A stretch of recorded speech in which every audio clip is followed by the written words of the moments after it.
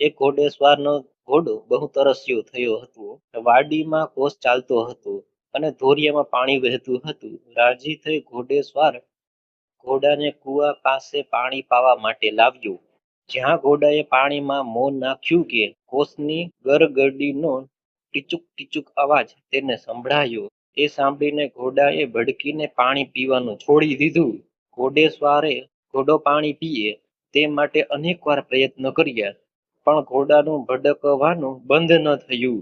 અંતે થાકીને સ્વારે ઘોડાને ધોરિયાથી થોડે દૂર લઈ જઈને ઊભો રહ્યો.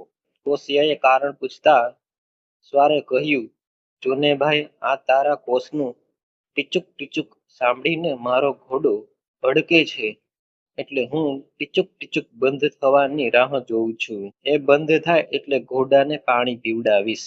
એ સાંભળીને કોશિયાએ હસતા હસતા કહ્યું, દરબાર, ત્યારે તો તમારો ઘોડો પાણી પી રહ્યો. જ્યાં સુધી કોસ ચાલે છે ત્યાં સુધી ટીચુક ટીચુક તો થતું જ રહેશે, પણ જ્યારે ટીચુક ટીચુક બંધ થશે ત્યારે કોસ પણ બંધ થઈ જશે અને ધોરિયામાં પાણી નહીં આવે. ટીચુક ટીચુક ચાલતું હોય અને તમારો ઘોડો પાણી પીએ તો જ પાણી ભેળો થવાનો, નહીં તો છતે પાણીએ તરસ્યો મરી જવાનો. દરબાર, એમ ટીચુક ટીચુકથી ગભરાયે ચાલશે?